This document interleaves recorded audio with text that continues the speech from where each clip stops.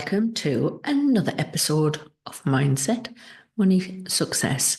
And I'm your host, Lorraine Marshall.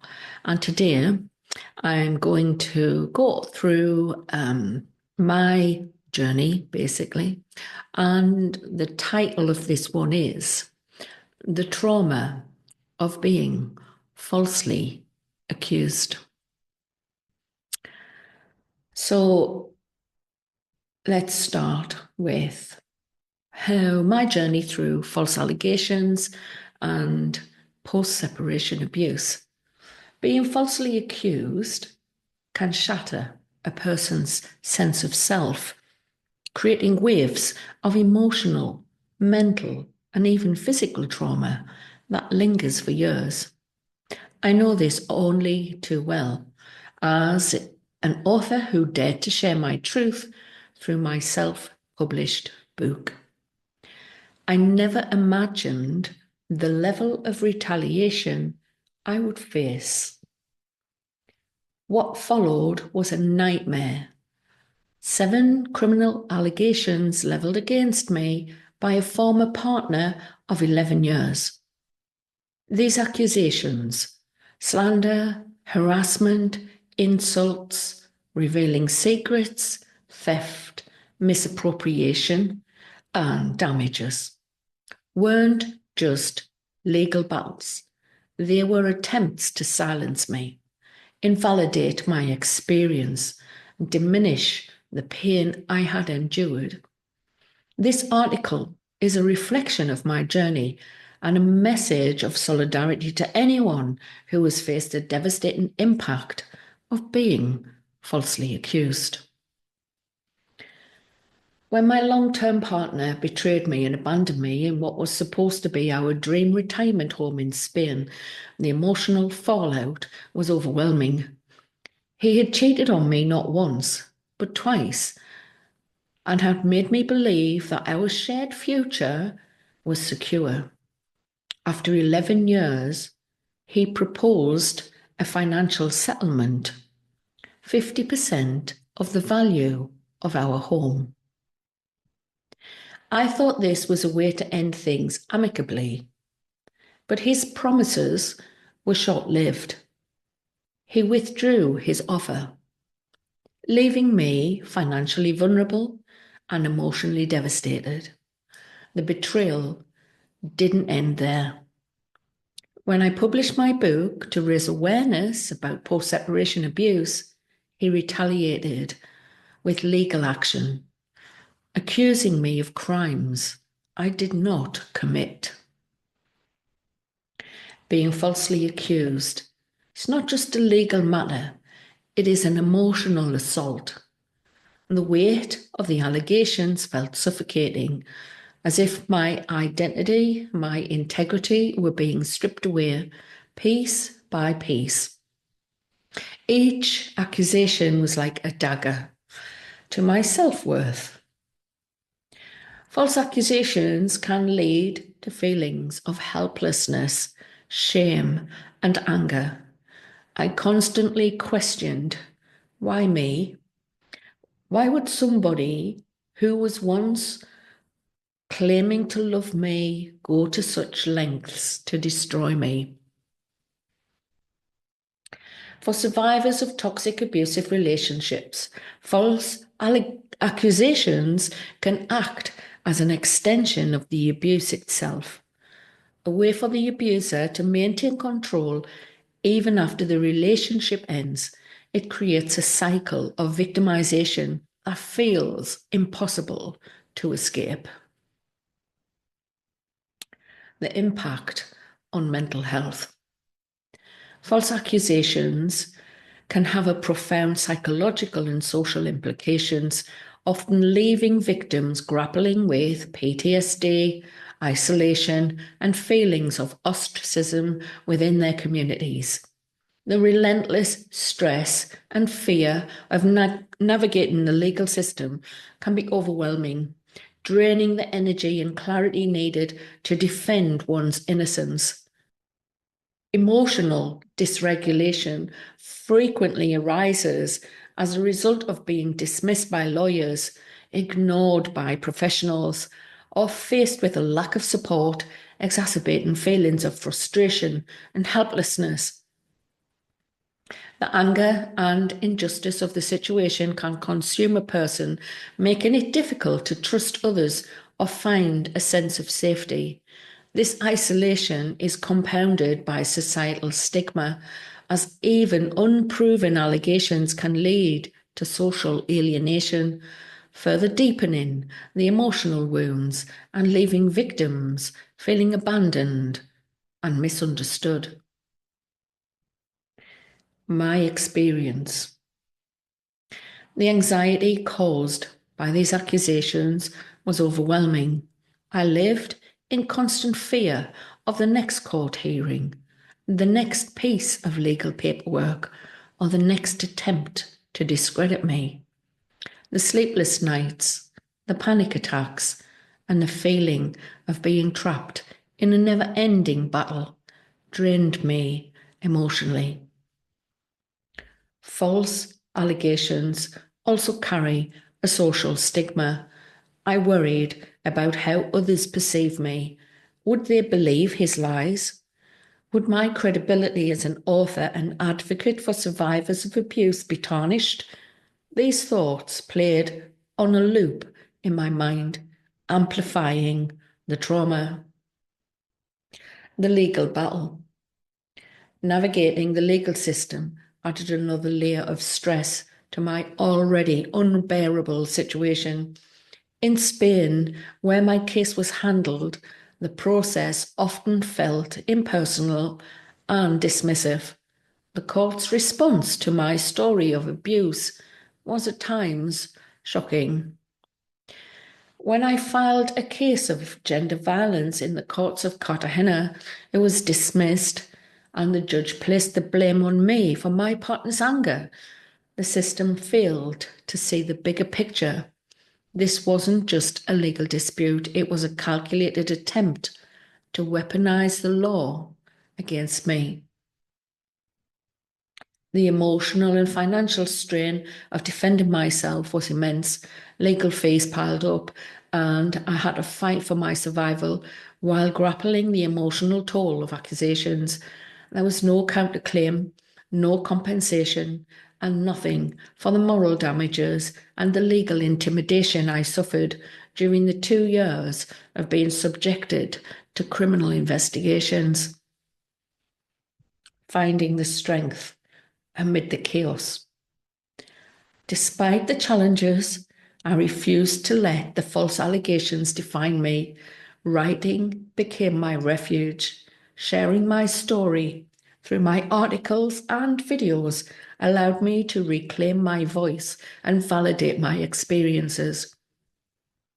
Here are some of the steps I took to find strength amid the chaos. 1. Seeking professional help.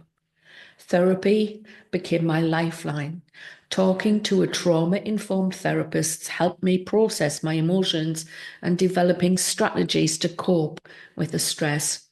I've spoken with 4 therapists over 3 years. 2. Learning new skills and networking. I surrounded myself with like-minded people who believed in me, whether it was friends, online communities of survivors, or other entrepreneurs on the same journey of learning new skills. Their support was invaluable. 3. Focusing on my purpose. Writing and sharing the truth give me a sense of purpose. I channeled my pain into raising awareness about post-separation abuse and the hidden forms of control abuses use. 4. Practicing self-care. Amid the chaos, I learned to prioritize self-care, whether it was taking a walk, meditating, or simply allowing myself to rest. These small acts of kindness towards myself made a big difference. The broader implications of false accusations. False accusations don't just harm the accused, they undermine the credibility of real victims. When abusers weaponize the legal system, it creates skepticism and doubt that it makes it harder for genuine survivors to seek justice. This is why it's so important to call attention to these tactics and advocate for changes in the legal system. Courts need to recognise the pattern of post-separation abuse and take a more nuanced approach to these cases. Now we're going to have a short break and we can listen to a short presentation.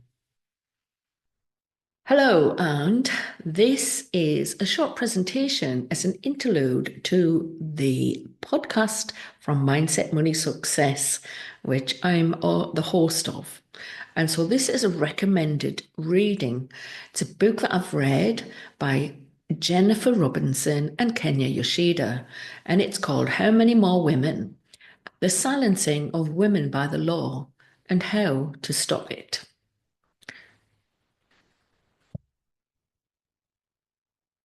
So in this short presentation is a number of quotes from the book. Now, I put it together as a way to raise awareness that lawyers and courts do not always get the balance right. And this first quote is, "The law of defamation has been weaponized by rich and powerful men to silence women who might speak out against them."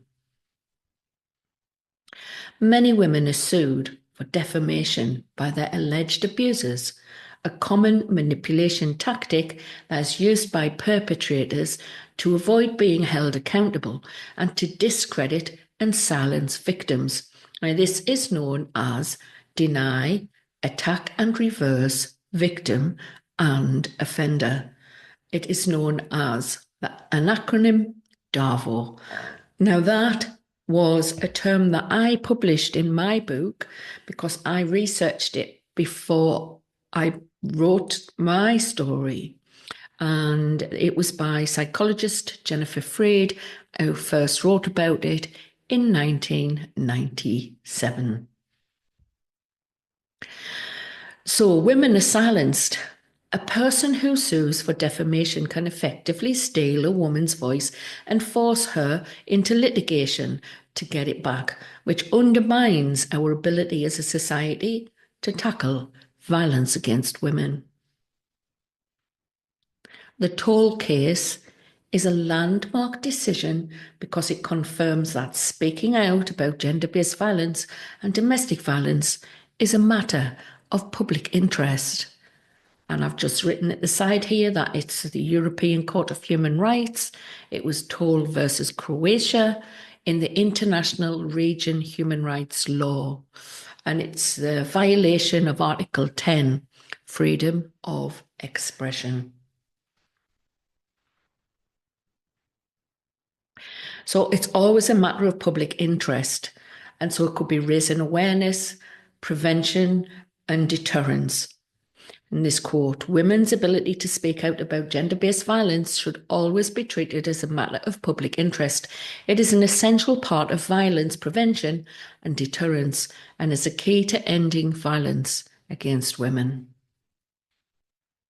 Countries around the world now recognise truth as a defence to any defamation claim, and international law requires it under your right to free speech. From this quote, it's how remaining silent will not help you, and remaining silent to protect your abuser will not help you. The quote is, "My silences have not protected me. Your silence will not protect you," she warned. You must turn the silence into language and action. Lawyers need to start making these arguments in our courts, and our judges need to listen. Yet in cases of gender-based violence, there may be nothing other than a woman's testimony because it so often happens behind closed doors, enveloped in shame and secrecy. Many countries have since abolished the requirement for corroboration evidence, as we explained earlier, having appreciated that presuming all women to be unreliable witnesses is discriminatory. The rights for women to speak about their abuse on a platform or medium of their choice, to come out as a survivor of abuse, even to name their perpetrator, have been confirmed in other courts around the world.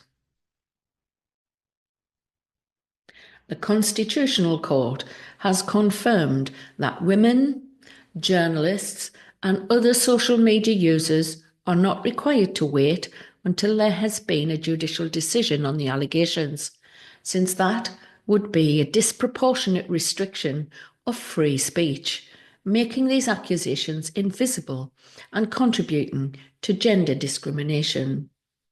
And now the anti-SLAPP laws to prevent litigations as a form of intimidation, bullying, and harassment to silence women or journalists and others.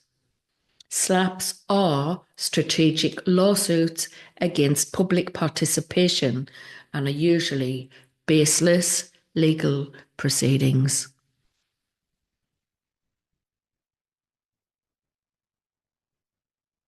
The Human Rights Court made clear that requiring a conviction for domestic violence to defend her speech was simply unrealistic and too much to ask. And these two leading human rights barristers, Jennifer Robinson and Dr. Kenya Yoshida, have written this book to show women survivors that you do not need to remain silent. You do have a choice. So, thank you for listening to this short presentation, and for more recommended reading, visit our website, lifechangeplans.com/shop.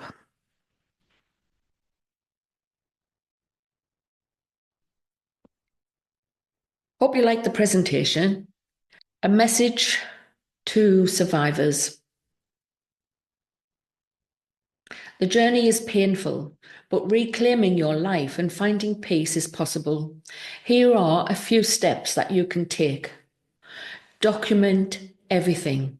Keep detailed records of interactions, emails, or texts related to the accusations. This can be invaluable in court. Seek legal advice. A competent lawyer who understands the dynamics of post-separation abuse can make all the difference. Prioritize your well-being. Your mental and emotional health are just as important as a legal battle. Don't hesitate to seek professional help. Find your voice.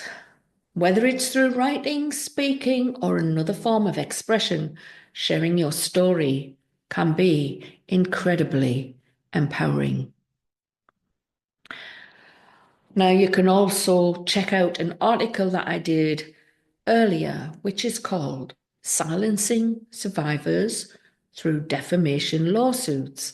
I'll leave a link to that article in the show notes and in the description below this video. Moving forward. The trauma of being falsely accused has changed me, but has not broken me.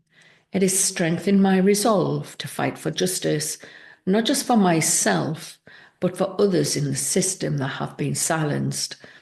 As I work on the sequel to my book, Deceptions and Illusions Embroidered with Truth, I'm more determined than ever to raise awareness on hidden forms of abuse that many endure.